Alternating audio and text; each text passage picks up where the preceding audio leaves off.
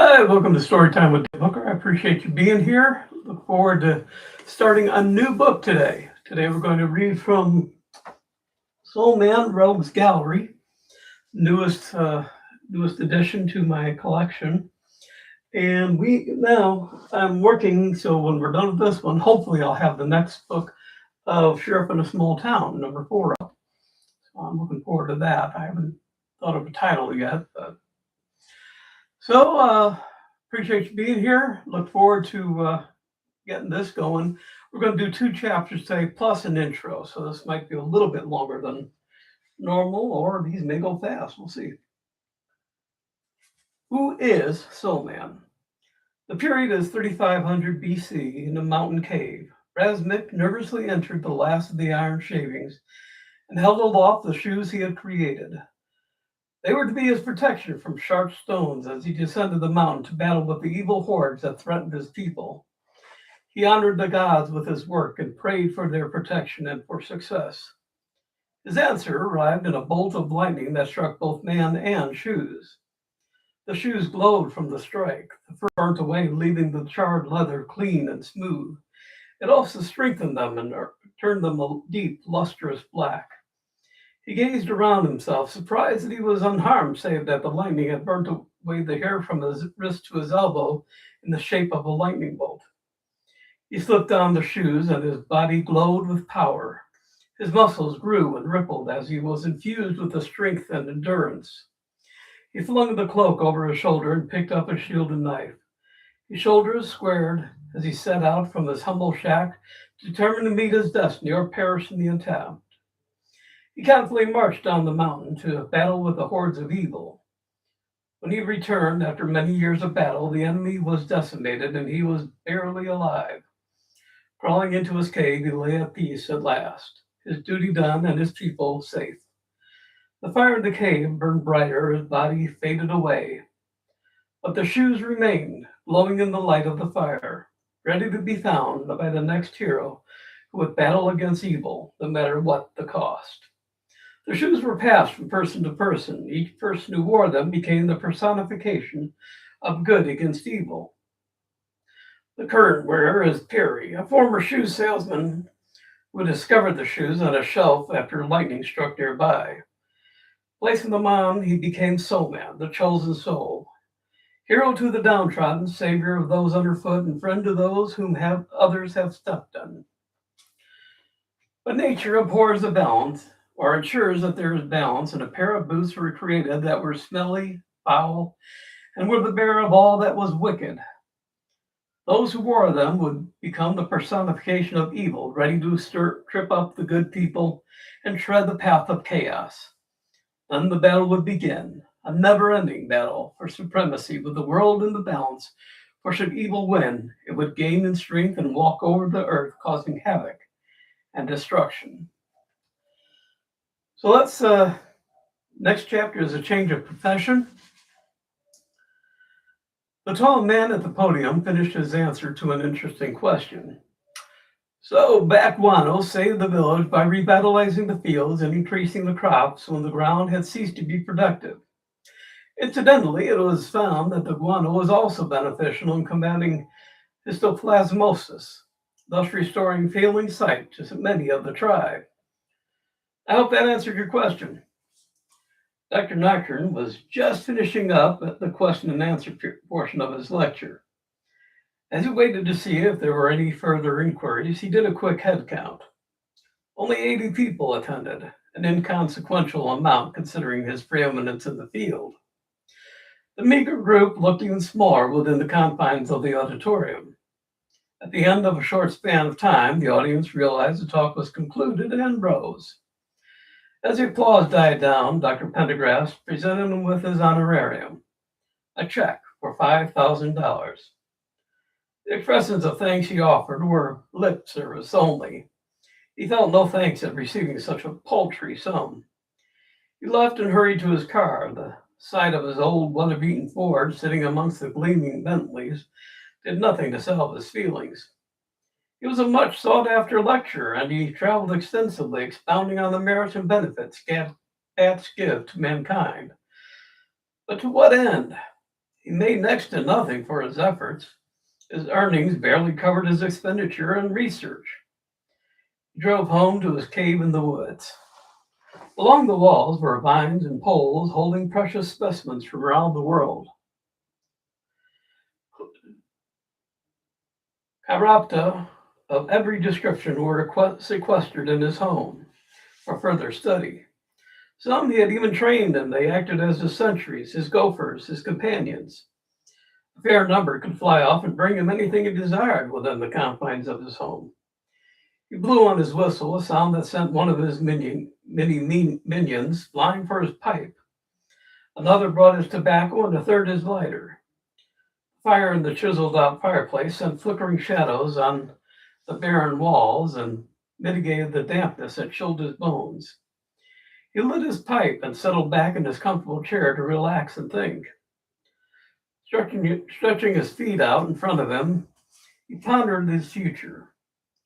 From his pocket, he pulled out the check, or services rendered.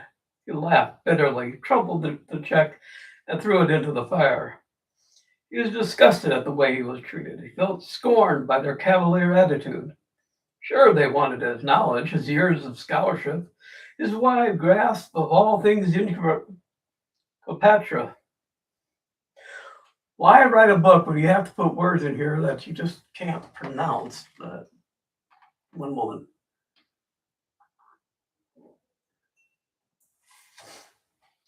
But what did it bring him in return? A pittance and a meager audience to listen to him speak. Noticing his pipe had gone out while he had been ruminating, he stuck it in his pocket. He was hungry and felt a good meal, and a long walk might help him see things from a different perspective. He put on his Inverness and cap and went into town. On the way out, he took one of his pets for company. Sticking it into his pocket, it rode happily along, enjoying the night air.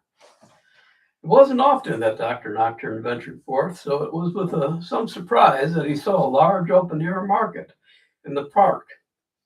He stood at the edge of the market, trying to decide to enter the throng or to skirt the park and find somewhere to eat. Seated under a table, a small boy was attempting to play a penny whistle. In his estimation, the child would never be in demand. He was just making noise without a recognizable tune. One short blast was exactly the same as one he used when he wanted his pen. The bat in his pocket crawled out and spread its wings. Flying forth, it disappeared from view, but returned momentarily with an expensive Mont Blanc fountain pen. Felt surprised that there was no hue and cry for such a luxury item. His discerning eye valued this metal at well over $2,000. The gold inlay showed brightly against the silver nib. He petted his pet, and it crawled back into the pocket. Well, since no one seemed to care about the pen, he placed it in his coat and took the long way around the outside of the park.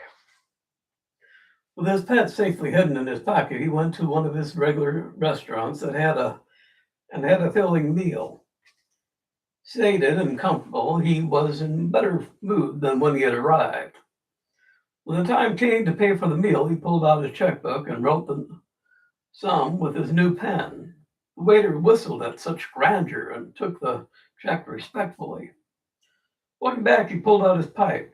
The tobacco still within shouldn't be enough for the walk home, or would have been if he had thought to pocket the lighter too. Approaching the park from the other side, he decided to test the bat once more. He gave a short, high-pitched whistle, the one that meant lighter, and once again the bat flew off. It returned with what appeared to be another pen. Odd, he thought. He had never before mistaken the two signals. Not even close in pitch or volume. Shrugging, he was about to send the bat off again when he examined the supposed pen closer. On the side of the cap was a thin metal strip. Opening the lid, he saw another thin metal strip that might have belonged to a pen, save for the slight wick attached to it. Striking the two metal pieces against each other, the wick glowed and burst into flames. Happily igniting his pipe, he pocketed his new lighter next to his equally new pen. As he walked away, he again marveled that there was no shouts of anger from any vendor. Somehow his pets had prolonged these items without anyone being wiser. Seated again on his throne, he considered his future once more. The fire in the fireplace had gone down, but suddenly flared, glowing brightly, its light filling the cavern. Just as suddenly, the flame began to die down. In front of the fire were a pair of boots. Dr. Nocturn was drawn to them. He remembered them from years before. At the time, they were sodden from a walk in the rain. Now they smelt of foul rain, mold, and antiquated leather. But in the light of the glowing embers, the boots seemed to radiate northern malevolence. Without thinking, he removed his shoes and donned the boots. Once on his feet, they seemed to reflect the fireplace embers and glowed brightly, enveloping his body in dim, ethereal light. His future, previously murky, was now clear. He was not appreciated in his current profession, and it was time to change professions. He had just seen proof that his small, winged companions could procure him all he desired, without anyone being the wiser. The boots had always been his favorite footwear. Now he would step out wearing them once more. They would lead him on his first foray in amassing a fortune. He would be able to research at his leisure, to rise above the petty insults of lecturing to a meager audience for an even more meager remittance. He would be his own man at last, secure and in control of his own destiny. Next chapter is from Small Beginnings. Canceling his appointments for the rest of the month with little regret, Dr. Nocturn contemplated the crimes best to be committed with the tools at hand. His giant fruit bat, which he had named Plum, was probably his best bet at being able to carry the greatest amount. He decided that anything around 3 pounds and under would be fair game. He spent the next few days trading Plum and gathering various objects of value to a variety of whistles. He also purchased a pram so he could take Plum out freely. Now, the only problem was that bats need to hang and cannot lay flat. He created a harness with a pole that would be between his shoulder blades from which Plum could hang. Fortunately, being tall, his inner nest still covered them both, even with the bat hanging. Looking in the mirror, he saw that what an odd figure he cut, but since he would be out in the darkness, it should go unnoticed. Now he needed to find things to acquire. He spent a few nights walking around town looking for objects of high value. On reconsidering, he realized that what he really wanted was funds he didn't have to convert. Jewels are always pleasant to have, but when you pull or sell them, you run into trouble. One morning, as he cleaned out the fireplace, he saw a crumpled paper nearby. It was a check he thought he had burnt. Straightening it out, he decided that money was money, and he had earned this paltry sum, so why not deposit it? It was around noon by the time he arrived at the bank. An armored car was outside bringing in a few small bags. First National was not a prominent bank, simply the oldest, and he liked the permanency it represented. Shouldering his way inside, he filled out the back of the check and cashed it. In a bank this size, he saw that the safe was not large, but simply a wall safe. An idea began to filter into his mind. He wondered if he could train a bat to listen to the tumblers and unlock it. He might need to take 2 bats, one to unlock and Plum to open, gather, and bring the contents to him. He struck cash, he purchased a portable safe, and rushed home to work on training his bats. Within a week, he had 3 bats who could unlock the safe with ease. He had changed the combination after every success, and as they got better, they could open it on the first try extraordinarily quickly. Plum was adept at open, fetch, and carry. He tried to learn the intricacies of lockpicking, but with no avail. It was as difficult as this to teach himself. He was sure it was something he couldn't train a bat to do. He began to realize he needed a team, experts he could call on when he needed. He needed information on criminals and their specialties. Sweeping aside an errant lock of hair, he realized the haircut was in order. I always went to Thomas and excuse me.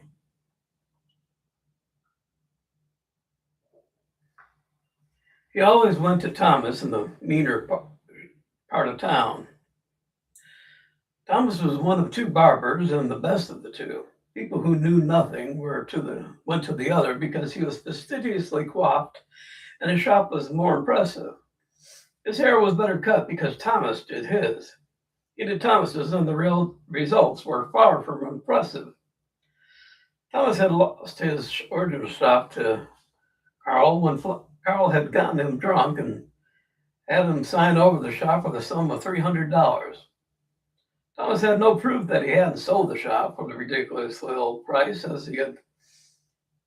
so he had taken the 300, bought the place in the meanest part of town, and set about rebuilding his clientele. He actually did a very good business amongst the lower people since he charged next to nothing. Local gangsters used him often as well. He did his work well and kept his customers' secrets. He was useful in other ways too, and his back office was always available for meetings. Thomas kept his mouth shut, his eyes open, and he learned. Eventually, he would like to lead a mouth of his own. Dr. Nocturn, who was one of his oldest customers from better days, entered the shop and sat in the chair. Thomas fussed around him, throwing a sheet over him and making small talks. Nocturn looked around at the meager accoutrements. The only new things were several cans lined up by the door into which people who passed dropped coins. One was for the Nightengale mission for battered women, one for the Padre Pietro mission for homeless men, and the third for Kenny's Kids, a well-known and loved non-devotional orphanage. Relaxing in the chair, he asked about the different charities that Thomas had in his window. Kenny's Kids get the most change. Everyone wants to help out children. Then the Nightingale Mission is second. I mean, who wouldn't give to them? Padre Pietro? Nah, he don't get much. Lots of people feel if a man is homeless, let him work. Get a place to live.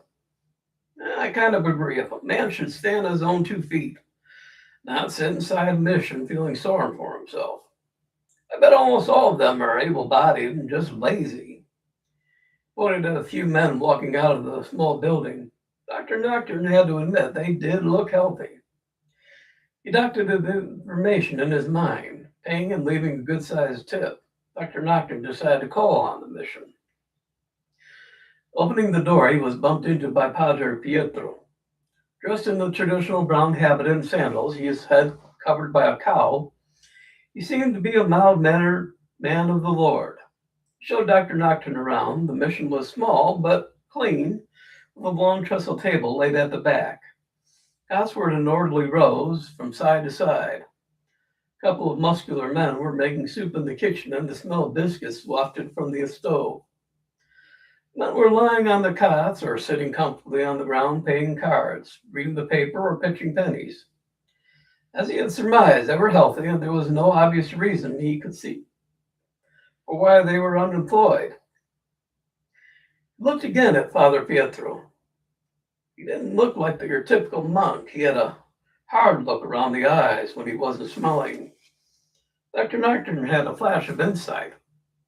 He shook his hands with the Padre and left feeling he had made an important contact. Curious now, he decided to check on the other missions. 2 streets over and down an alley was the Nightingale mission. The lady who answered his knock was dressed in the coverings of the East. All that could be seen of her were her eyes. But what eyes? If the rest of her was as beautiful as her eyes, she was a woman of incredible beauty.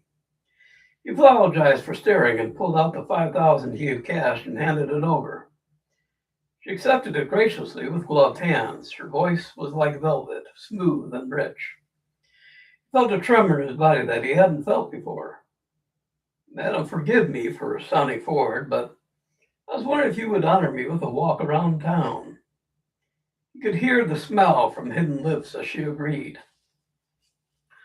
Walking around the streets, he led her to the park to enjoy the sights and smells away from the grime of the slums of the city. Seated on a bench, they discussed their interests. She was fascinated by his talk on bats, and he was impressed by her knowledge of chemistry. Having studied chemistry assiduously himself, they discussed the different breakdown of simple things into complex. They spent a pleasant afternoon, about a pleasant couple of hours in the park before deciding to go back to the mission. Madam Nightengale had been waiting expectantly for questions regarding her apparel, but to her surprise, none was expressed. Arriving at the mission, she again waited. Dr. Nocturn extended his hand to wish her good evening. She took his hand in hers and led him outside to her office. She set him in a chair and sat opposite him. You are the first man who has not asked to see my face. You have not extolled at length on the beauty you see in my eyes. Dr. Nocturn smiled slightly. Well, beauty can also reside in the mind and spirit, and I see those in you despite your coverings. Would you like to see what lies beneath these robes? Dr. Nottson's face betrayed no thoughts or emotions. She smiled. Let me show you. She turned around and lifted the head covering. What he could see of her hair was long and luxurious. The first robe was slipped off, and she was revealed in a silken gown. Her arms were still encased in long gloves. He saw her shoulders rise as she took a deep breath. Slowly, she turned. His face momentarily paled, but he recovered quickly. She smiled. She had expected the paleness, but his quick recovery gave her courage. Her eyes and the skin surrounding them remained beautiful, but the rest of the skin on her face and neck showed deep scars as if someone had thrown acid on her. Her gloves were slipped down slightly to show that the scars continued down to her hands. She did not bother to cover herself once she saw the sight of her disfigurement didn't bother him.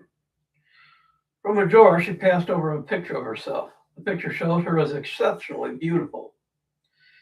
She smiled sadly when she reclaimed the picture.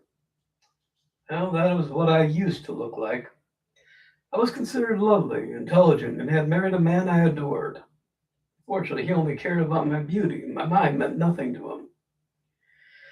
He was of English heritage and considered the Victorian era to be his model. He even lives with oil lamps to differentiate himself from modern times. He was the lord of the manor, and I became a possession, which he could do with as he pleased. Eventually, I began to rebel against his autocratic ways. I spent more time with my test tubes than with him. He trotted me out once in a while to show me off to his friends, but any love we had didn't last long. One day he requested I accompany him somewhere, and I refused.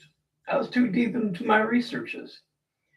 He came in with a stick and started slashing at my tubes and vials.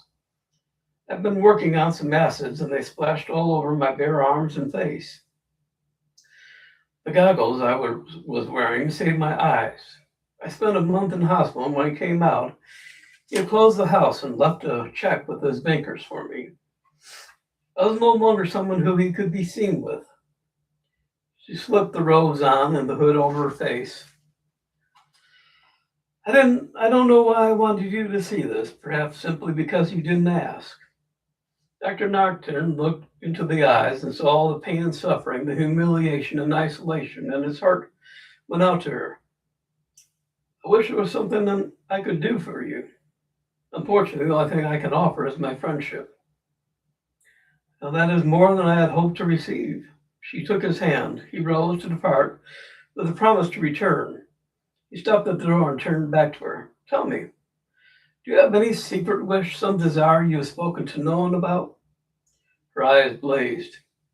Yes, that the man who did this and the men who do these things could feel the pain and isolation that they forced on me and others that reside here. They would change from the handsome men who use that handsomeness to further their ambitions and lose it all to be reviled as we are. Dr. Nocturn nodded in understanding. Madam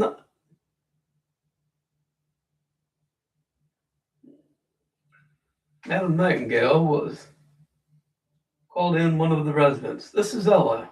She was once as beautiful as I was. She too was taken by a handsome man who promised her the world. It didn't take long for things to deteriorate. It's been almost 3 years since he did this to her. The woman removed the scarf, showing burn scars from what he couldn't make out. It seemed as if many of these women were similarly inflicted. On the way home, he considered all she had said and shown him. Thought of the young lady who had been abused. She was young, barely 20, and forced to spend her time and youth hiding. She shall have her revenge. Passing the library, he saw that it would still be open for another hour. He went inside and asked for some of the microfiche newspapers from the last 5 years. Using the scan feature, he found the initial account of her misfortune.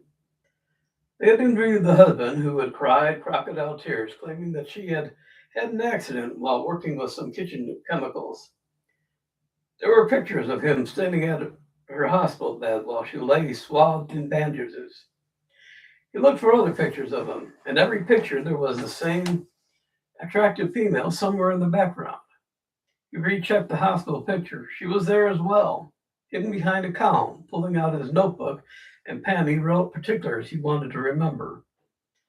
President of the First National Bank, influential in high circles, always has a beautiful woman in tow, but seems to have one on standby. Spends money freely on himself, somewhat stingier when it comes to his companions. Getting some of the information he needed, he went to the bank to return some of the money into his account. Looking into the bank president's office, he watched his foe. The man was vain in the extreme. In the short time that Dr. Nocturn spent in the bank, he saw the man check a hand mirror at least 5 times. He saw him call an attractive secretary. He dictated while she took notes and looked at him admiringly. Replacing some of his funds in his account, he waited outside to follow the man. He had a cab waiting around a corner, ready to tail his demon incarnate. The man turned down the oil lamp above his desk, checked the bolt, and locked the door after all the employees departed. Scar was waiting for him up the street and screeched to a halt in front of him the moment his foot touched the curb. Dashing for his cab, he had the driver tail the limousine far enough behind so as not to arouse suspicion, but close enough to keep him in view. The destination was a small mansion on the better side of town. The woman, who he had seen hiding in the background of the pictures, opened the door with eager expectation. He brushed past her without acknowledgement. Dr. Nocturn now fully understood the type of man he was dealing with. Back home to eat and rest, he emerged again the following morning with a plan in mind. Madam Nightengale could supply the debilitating concoction.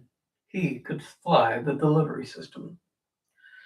All right, that's it for today. We're going to stop here. That's been about almost half an hour. The next chapter is Tony Two Combs, and I think that one's going to be a single. So we'll do that one on Friday. So I hope you'll be here. It's real dry in here. I hope you'll be here, and I hope you'll continue on listening to these stories. And again, I hope you'll also be here for when I finish this book and start book 4 of Sheriff in a Small Town. So until Friday, thank you for being here. Hope to see you again. Be good and be good to yourself. Bye. And